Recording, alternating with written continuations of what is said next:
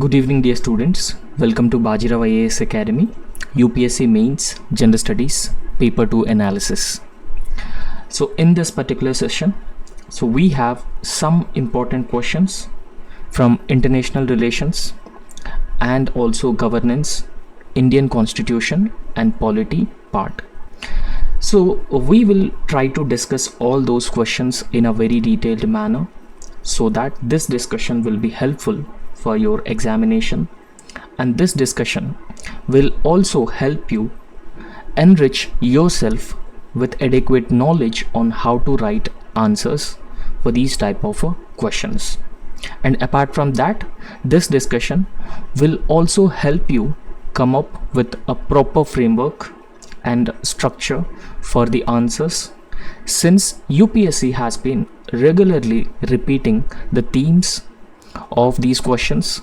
So understanding the themes and understanding the pattern of the questions that the way UPSC has been asking will certainly help you to focus on certain topics which can be considered as priority topics. So without any further delay, let's get into the discussion and let's understand all these themes and also analyze the questions which are asked by UPSC from this particular section. So the first question that we are going to start this discussion is with on e-governance. Remember, governance as a topic is one of the very important topic in General Studies paper 2. So every year you can expect at least 3 to 4 questions from this governance part.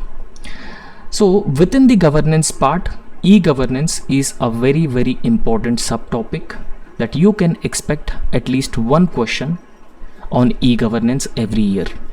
And in this question, e-governance is a theme, and based on this particular theme, UPSC can ask any question on e-governance. So therefore, you have to be adequately prepared yourself to tackle or to deal with the question on e-governance. So the question is, e-governance is not just about the routine application of digital technology in service delivery. Rather, it is much about a multifarious interactions for ensuring transparency and accountability.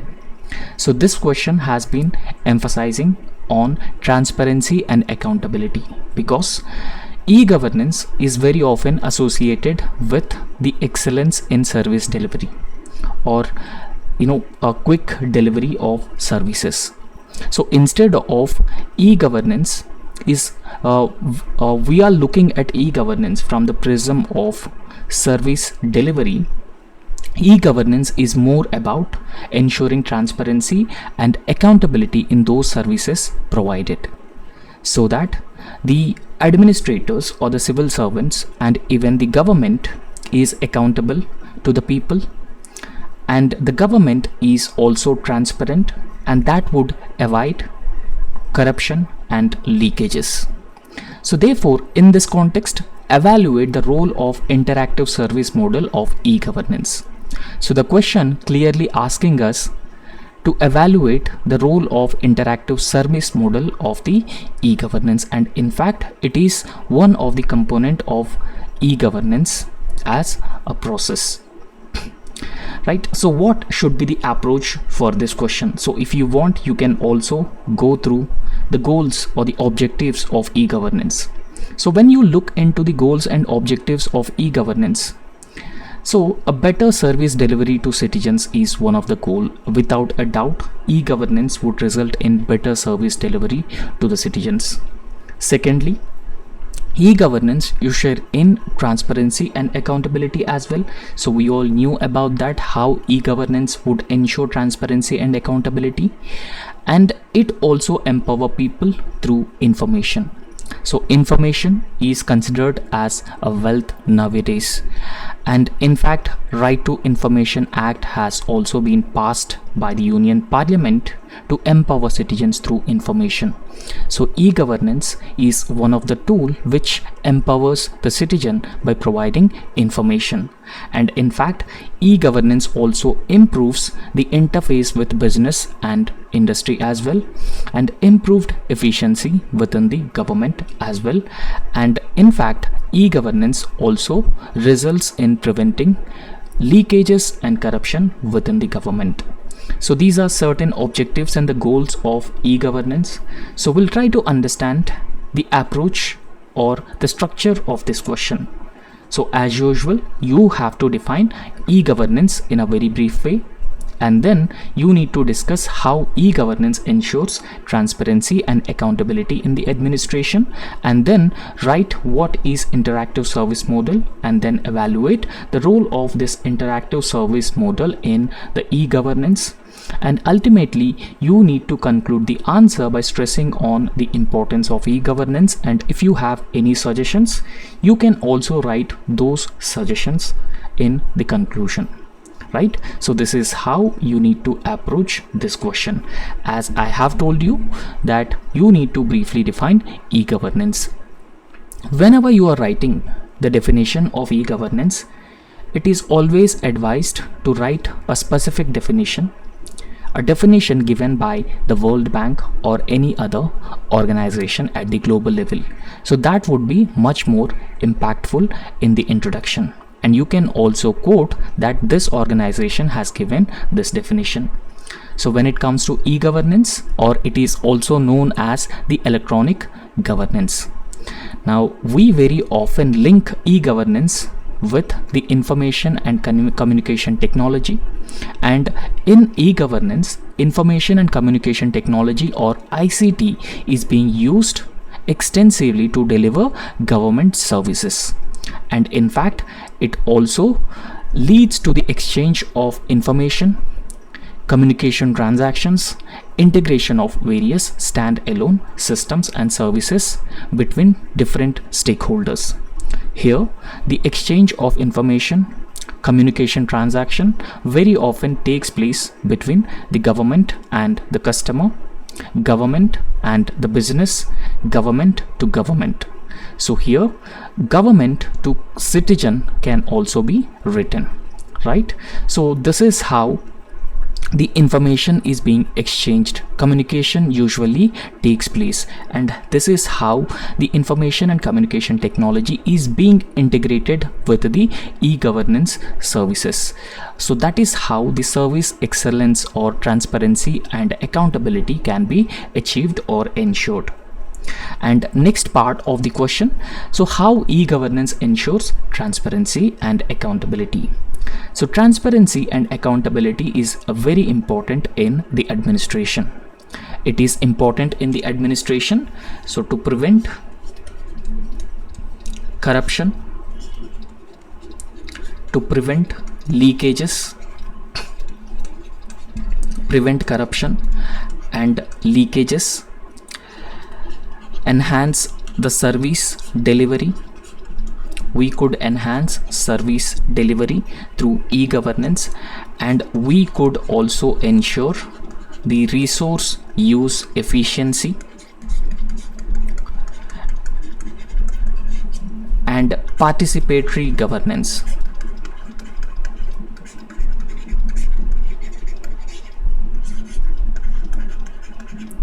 So don't you think that these are the essential benefits of bringing in transparency and accountability in the administration? So we always want that government should be more transparent to the public. Government should be accountable to the public at large. So these are the benefits of governments or the civil servants being transparent and accountable. Now here, the major intention or the intent of the e-governance is to provide smart government. Now we will understand what exactly is the smart government. So here, a smart government is an acronym for simple, moral, accountable, responsive and responsible transparent government. So that is the acronym for the SMART. Now, when I say yes, the use of information and communication technology as part of e-governance services would essentially bring in simplicity into the governance process.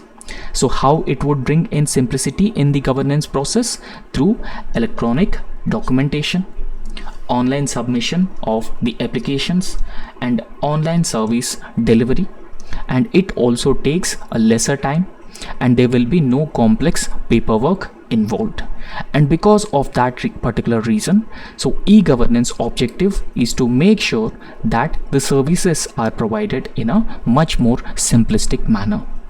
And secondly, YUM within SMART. So YUM stands for morality into the governance, particularly to avoid corruption, bribing, red tapeism, so all those things.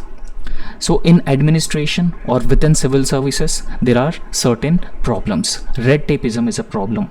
Bribery, corruption, nepotism, and all these are the problems within the civil services or even the administration. So therefore, morality ensures honesty, integrity, and probity among the civil servants, and they work in a more impartial, non-biased manner, and that is also very important in bringing transparency and accountability, and at the same time avoiding the evils such as bribing, corruption, red tapeism, all those things. And within the smart governance, R is also a very important aspect. So when we talk about R, so R is about responsive governance.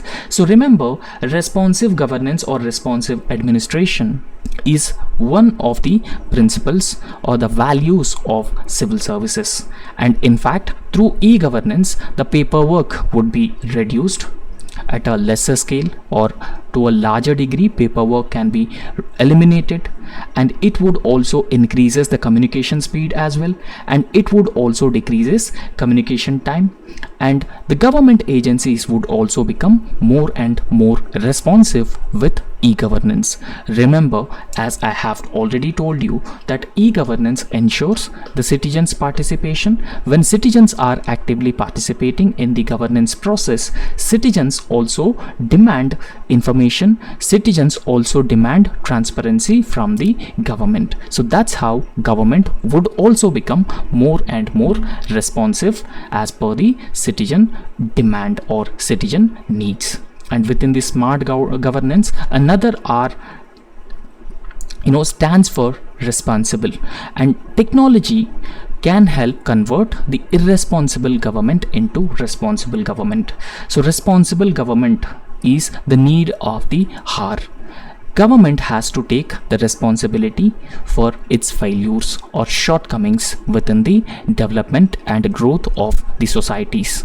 So irresponsible government cannot be termed as the welfare state. In fact, Indian Constitution time and again emphasized that India as a state should be the welfare state, or the government should be complied with the welfare state obligations as a constitution implicitly mentioned in directive principles of state policy. So therefore, citizens increasingly having access to information make them informed citizens. They are more and more informed citizens, and these empowered citizens make a responsible government as well. So that is the need of the hour. And apart from that, another a very important term within the e-governance, that is T. Okay, so in fact, reducing red tapeism, increased access to information is a very important in the governance, because as of now, red tapeism has been substantially delaying the process, and government processes and government services have to be provided within time. There should be no delay in the government processes and government services. So thereby there will be no room for the government to conceal any information from the citizens. And then the second part of the question is interactive service model, and you just give a brief definition of what is interactive service model, and then evaluate the role of interactive service model of e-governance. So when I say about the interactive service model, it is a model of e-governance.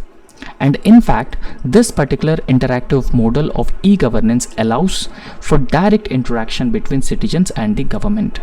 So there will always be a direct interaction between citizens and the government. So there is also a two-way communication which is always possible between the citizens and government, and that is very important for the exchange of information between the citizen and the government. So it also works as a feedback loop.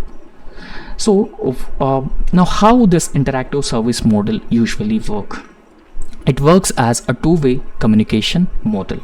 So in fact, through e-governance, particularly the interactive service model, citizens can actively interact with the government through tools such as email, chat, customer care platforms, and also online forms.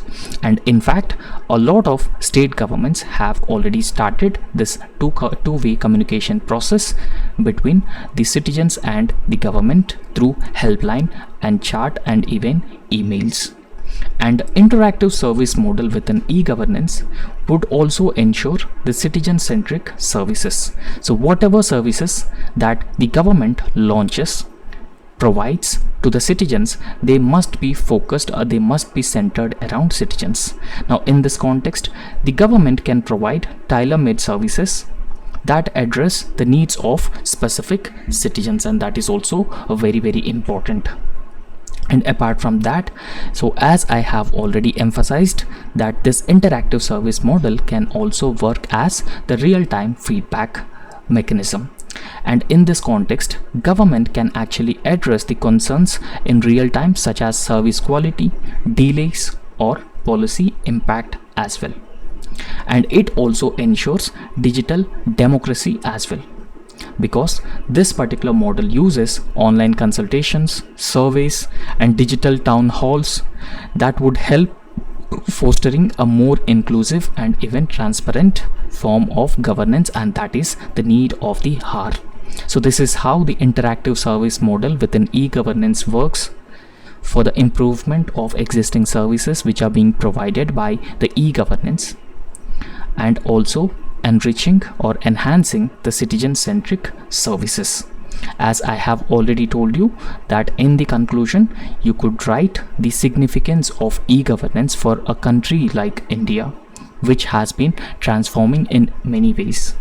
And in the conclusion itself, you could also write some suggestions for the betterment of e-governance as well, and those suggestions are already mentioned in one chapter of Second Administrative Reforms Commission. So ultimately, in the conclusion, the government has to encourage digitization through undertaking projects like Digital India, Make in India, Skill India programs. So we all knew that the government has already launched programs such as Digital India, Make in India, Skill India programs. And in fact, there are a lot of dedicated e-governance platforms launched by the center as well as state governments. And all these projects are being launched not just provide the e-governance services, but also bring in transparency and accountability in the way the government has been working. Right? So these e-governance services and interactive service module would result in economic inclusion as well as the social transformation as well. So because of all these things, India is getting ready for a new era of increased digitalization. So that's how you could conclude this answer, or you could end this answer. So I hope you got some idea about this particular answer and how to approach the answer. So the next question that we are going to discuss is also a very important question. And India is very often grappling with the menace of terrorism. And in fact, at the global level, there are a lot of efforts that India has made to particularly prevent the threat of terrorism, because India is the victim of terrorism. India has always been a victim of terrorism, and we have been facing cross-border terrorism from both our western and eastern neighbors as well. So therefore, India is one of the key and globally active participant in the arena when it comes to countering terrorism or strongly condemning or criticizing terrorism and the supporters of terrorism, whether they are state supporters or non-state actors who are supporting terrorism. Now in this context, so international relations is also one of the topic in Gender Studies paper 2. So as part of international relations, this question is being asked. So the question is, terrorism has become a significant threat to global peace and security. So there is no doubt about that. So terrorism is always a threat to global peace and security. So we have seen one of the major terrorist attack on India, particularly our financial capital in Mumbai in 26th September 2008. So in fact, in this context, evaluate the effectiveness of the United Nations Security Council's Counter-Terrorism Committee. So we all knew that United Nations as one of the executive organization body, which is United Nations Security Council, and in fact United Nations Security Council also has a separate committee, which is UNSC Counter-Terrorism Committee. Now in this context, evaluate the effectiveness of UNSC Counter-Terrorism Committee and its associated bodies in addressing and even mitigating this threat at the international level. So what should be the approach for this particular question? So this question has a proper approach. Now when it comes to the approach of this question, so first define terrorism in the introduction itself with recent instances of terrorism as examples, right? So for example, we have seen Easter bombings in Sri Lanka. So we have also seen several such terrorist attacks in different parts of the world, even Russia Convention Hall terrorist attacks as well, right? So you could briefly define terrorism, and it is also very important that you need to understand the definition of terrorism as well. And then you need to discuss how terrorism has become a significant threat to global peace and security. In recent times, not just recent times, from last few decades, terrorism has emerged as significant threat to global peace and security. A lot of state and non-state actors have been actively extending their support to the terrorist activities.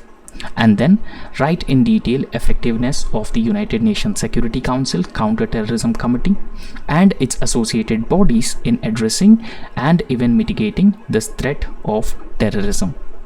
And ultimately, you need to conclude the answer by stressing on the significance of global cooperation against terrorism. So this should be the approach of this particular question. Now, as I have already told you, you need to define terrorism in the introduction. So terrorism, we all knew that is a systematic method, and in systematic method, they use violence and even intimidation of the people and the governments and even the societies, right? So in fact, the main aim of these terrorist organizations using violence and intimidation to attain political, ideological or religious objectives that they have. So across the world, there are a lot of terrorist organizations. For example, Taliban, Jaish-e-Mohammed and Al-Qaeda and Jamaat-ud-Dawa as well. So these are all considered as the terrorist organization fighting against the governments and civilians and the societies to achieve the political, ideological and religious objectives. And in fact, terrorism is one of the threat that diminishes the national security, and in fact terrorism focuses or weakens the national security of the country, and it slows down the economic growth, and it also destroys the social tranquility in that particular society or in the country. And in fact, when we say examples of terrorism or terrorist attacks, you can write Mumbai terrorist attacks and attacks on America, particularly 9/11 attacks, Easter bombings in Sri Lanka, Russia Convention Hall attacks, and attacks by Hamas, Hezbollah, Houthi militant groups. So you can write all these examples in the in the introduction itself. So in the next part of the question, you need to write the significant threat to global peace and security. Now, how terrorism is considered as a significant threat to the global peace and security? So no doubt it poses a significant threat to global peace and security. So terrorism as a systematic method of violence and intimidation targets the shared values of societies, communities and civilization, because terrorism very often challenges the existing and core values of peace, justice and human dignity, and it also aims at destabilizing the national security of the countries and the democracy which is existing as a form of government in many countries, and human rights of people are being violated, and it also violates the fundamental freedoms of the people across the world. So don't you think that terrorism is a major threat of global security and peace when it has been looking or violating all these basic and fundamental core values? And in fact, as I have already emphasized, that terrorism very often threatens the national security of different countries, because it violates or it even threatens the unity and integrity and security of the nations, and it also seeks to destabilize the legitimate governments across the world.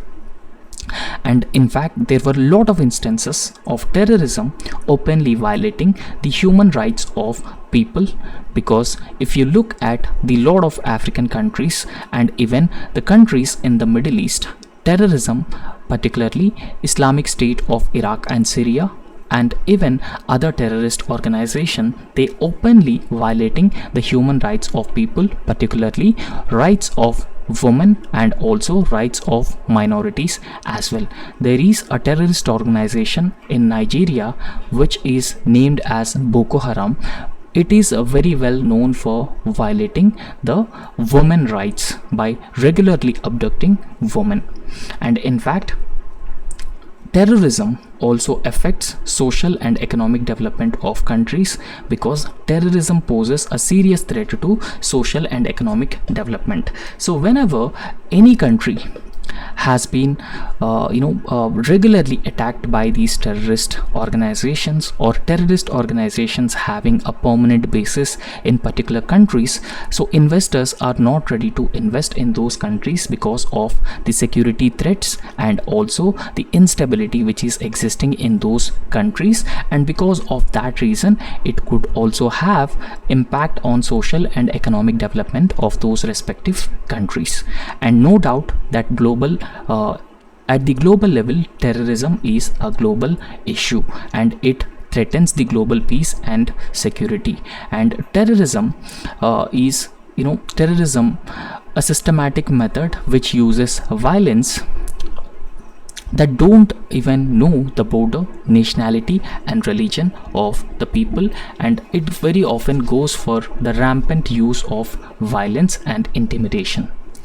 Now, in the next part of the answer, the question has been asking us to address the effectiveness of United Nations Security Council's Counter-Terrorism Committee. So you briefly introduce UNSC Counter-Terrorism Committee and then its effectiveness, right? So the United Nations Security Council, we all knew that there are 5 permanent members in United Nations Security Council, permanent members, and 10 non-permanent members within the United Nations Security Council.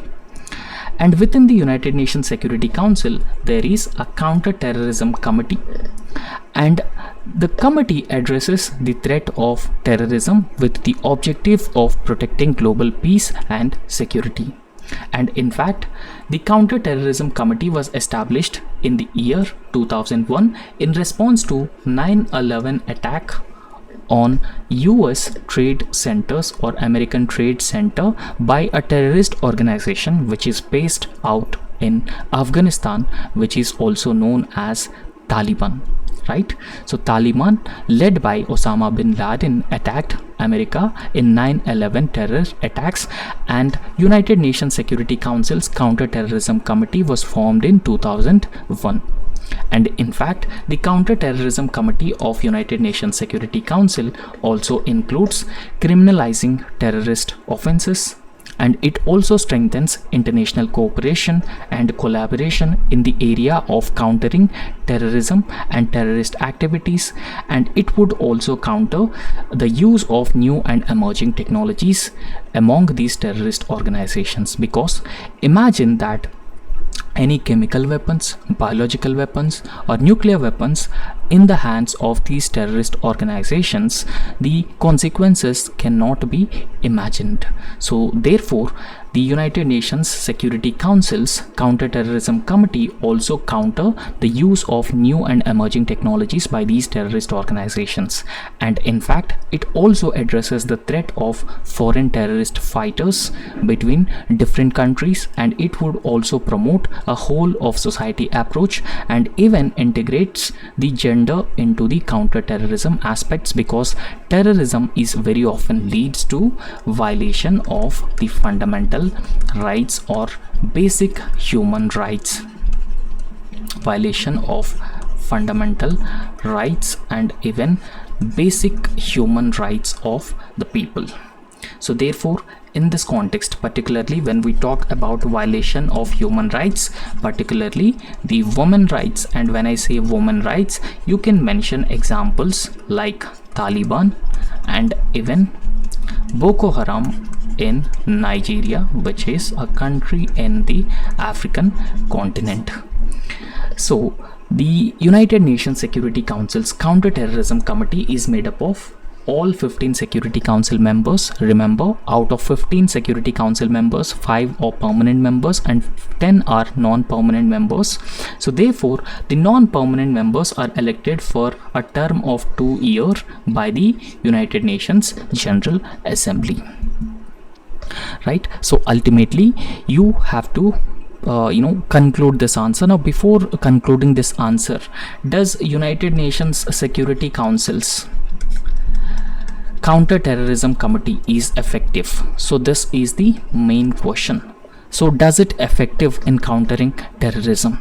So to some extent, it is effective in countering terrorism because we are living in a globalized world. So I hope you knew what is a globalization and what is a globalized world. In a globalized world, everything is interconnected, and in fact one country's economy is well integrated or well linked with the economy of the other countries. So in a globalized world, it would be much more effective or impactful to impose sanctions and even certain restrictions on countries and even terrorist organizations when it comes to acquiring new weapons, acquiring technologies, and even acquiring the advanced methods of fighting, and even providing sanctuary or safe haven to these terrorist organizations. And in fact, at the global level,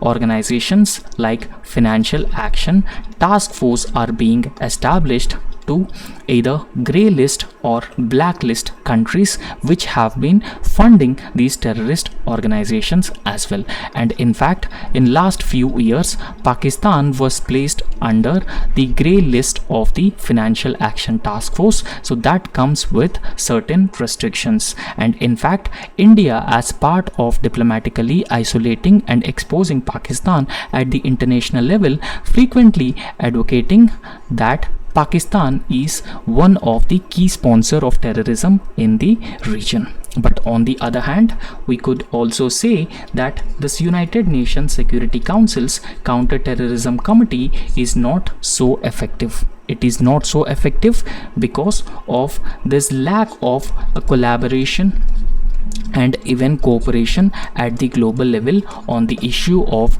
terrorism, because there are a lot of countries which have been using these terrorist and militant organizations as proxies to fulfill their respective national interests. And apart from that, there is also no agreed or common definition of terrorism at the global level. And in fact, terrorism, and in fact India is a country which has introduced the comprehensive convention to counter terrorism, right? So comprehensive convention to counter global terrorism.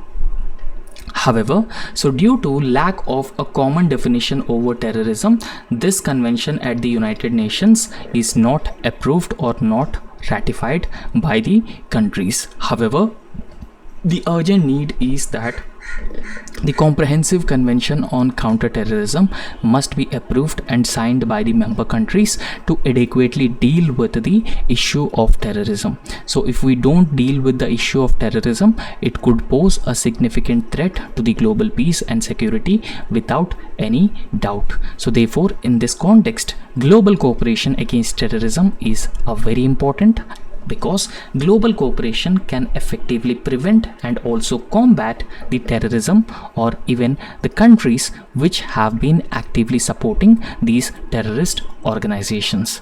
And in fact, so a global cooperation and collaboration on the issue against terrorism would further ensure that rule of law and human rights are also respected. Now, in this context, preventing and combating terrorism and respecting human rights and the rule of law, and even building the state capacity, sharing information, strengthening law enforcement are the need of the hour at the present context. So the next a very important question, and this question is also from the international relations section, particularly India and its neighborhood relations.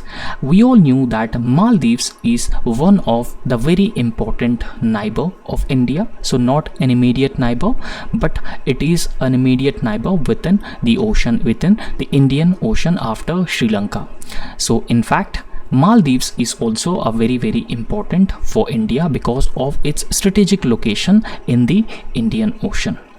However, in recent times, in Maldives, China's influence has been increasing as part of its larger dominance in the Indian Ocean to counter India.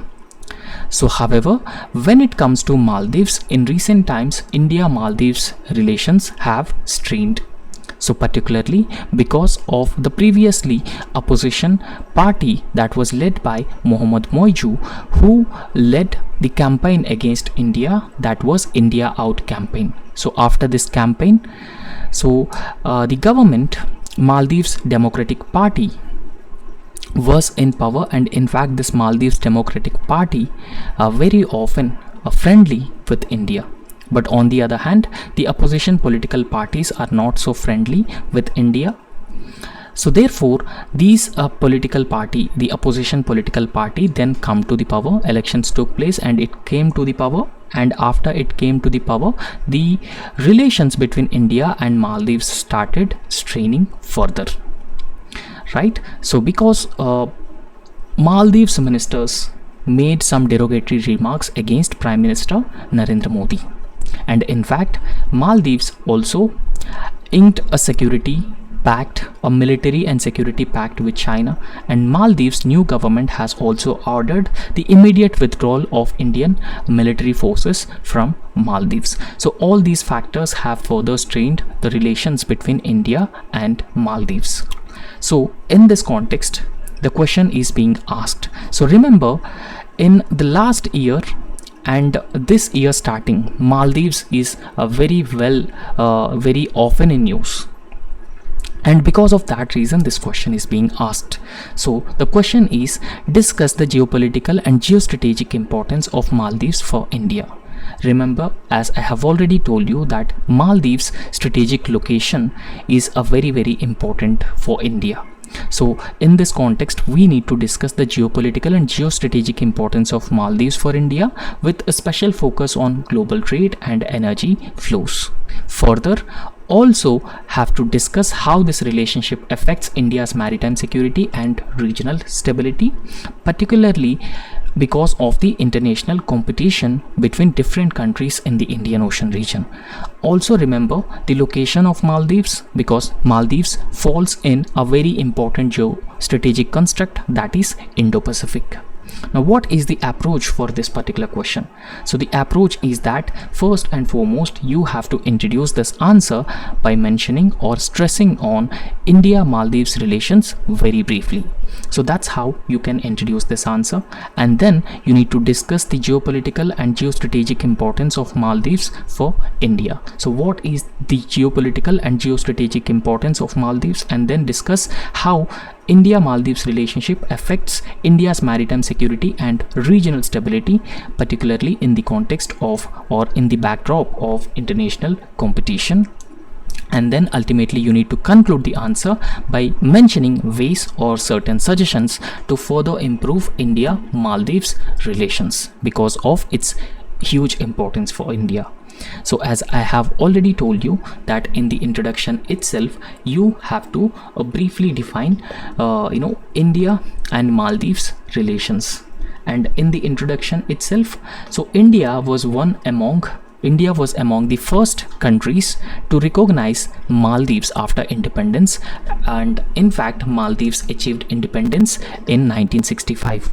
And in fact, how India was a colony of the British and how India has got independence in the year 1947, and Maldives was also a colony of the British and it has got independence from the British rule in the year 1965. And immediately after Maldives got its independence, India was the first country to recognize Maldives and also establish diplomatic relations with the country, right? So in fact India was the first such country to do so. And when we talk about India Maldives close relations, both of these countries share ethnic, linguistic, cultural, religious as well as the commercial links. And in fact these relations from different arenas or different dimensions enjoy a close, cordial and multidimensional relations. And in fact, so relations between India and Maldives have been traditionally warm, but in recent instance or recent period, the relations between India and Maldives have strained because of some political reasons, and that is also poised to impact India's strategic relations or geopolitical relations in the larger Indian Ocean or Indo-Pacific as a geostrategic construct, right?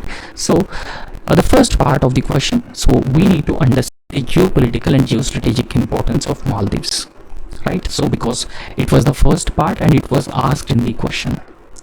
Now, as I have already told you that the geostrategic importance or the significance of Maldives is because of its strategic location in the Indian Ocean, particularly in the middle of the Indian Ocean, where the maritime shipping or commercial transportation routes passes through in and around Maldives, right?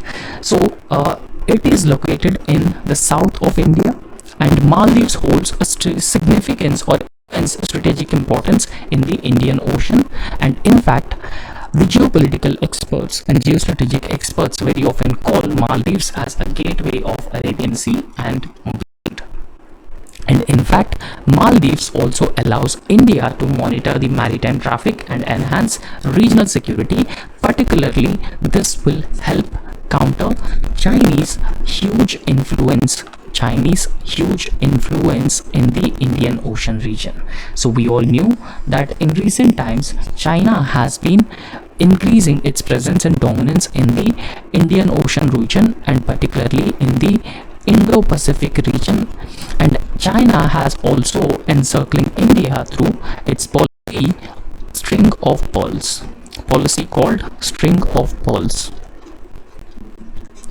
right? So this is the string of pearls policy. Through this policy, China has been encircling India. So therefore, in this context, Maldives is a very important for India to monitor the maritime traffic and also enhance the regional security. However, despite its small size, Maldives is currently being woofed by a number of developed and even developing countries. So when we talk about the countries which wanted to have a close and friendly relations with Maldives is China, Turkey and countries in the Middle East. So this is because of the strategic location of Maldives, and in fact with respect to the key international shipping lanes, so many of the key international shipping lines passes so close to Maldives, and it is very important to have or its dominance of any country within Maldives, and because of that reason, so those countries are interested in further stepping or further enhancing their relations with Maldives, because that would provide them some strategic advantage in the key international shipping lanes in the Indo-Pacific region.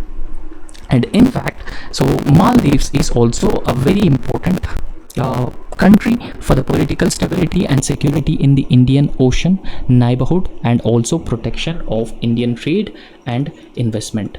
And in fact, 90%, more than 90% of India's trade is carried out. 90%, more than 90% of India's trade is carried out through the Indian Ocean region. So therefore, in order to protect Indian trade and investment, it is very important that we need to have a close and friendly relations with the Maldives. And in fact, so they also have the clear responsibility in maintaining peace and security in the Indian Ocean, because peace and security in the Indian Ocean means that peace and security within Maldives. And in this backdrop, India sees Maldives supporting the Pacific strategy of Quad and the strategic arrangement between India, US and Australia. And next part of the question, so India Maldives relations, how it affects the maritime security and regional stability. As I've already told you, in recent times India Maldives relations have strained further, and that is a cause of concern for us. And India's relationship with Maldives is very important for India's maritime security and also the regional stability, because of trade, because of investment, Chinese security threats that in the Indian Ocean, and regularly monitor the Indian Ocean region from the illegal trade, terrorism, drugs, arms trade, or all these things, right? So therefore, we all knew that Maldives is strategically located in the southern part of India or south of India in the Indian Ocean, and in fact Maldives is also a very important player in India's maritime diplomacy. Particularly, we have launched a lot of policies, particularly SAGAR, right? So SAGAR means security and growth for all in the region, and we also have the policies like Indian Ocean Rim Association and Indian Ocean Naval Symposium. So all these policies are launched particularly keeping in mind the Indian Ocean and its security. Okay, so the maritime diplomacy between India and Maldives is further strengthened through initiatives like Indian Ocean Naval Symposium, Indian Ocean Rim Association and SAGAR, and even the Colombo Conclave as well, Colombo Security Conclave as well. And apart from that, India always supports political stability and peace in Maldives. Political stability and peace in Maldives means the stability of the region as well, right? So during political crises in the past also, India readily ensured its support and ensured there is a political stability in Maldives, and that could be in case of any stability in Maldives like terrorism, radicalization, fundamentalism. So any sort of those instability could be easily exploited by the external powers, because there were instances like a lot of fighters from Maldives joined the terrorist organizations such as Islamic State of Iraq and Syria. So therefore, in this context, it could pose a serious security threats for India as well.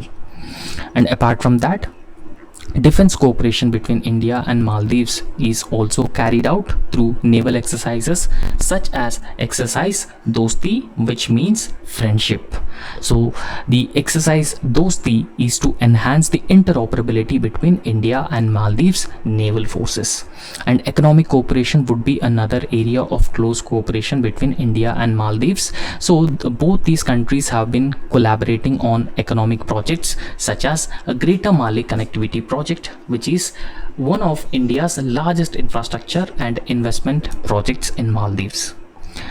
In fact, as international competition increases in the Indian Ocean, India's relationship with Maldives will remain vital for ensuring maritime security and also regional dominance while countering the emerging threats from other global powers. right?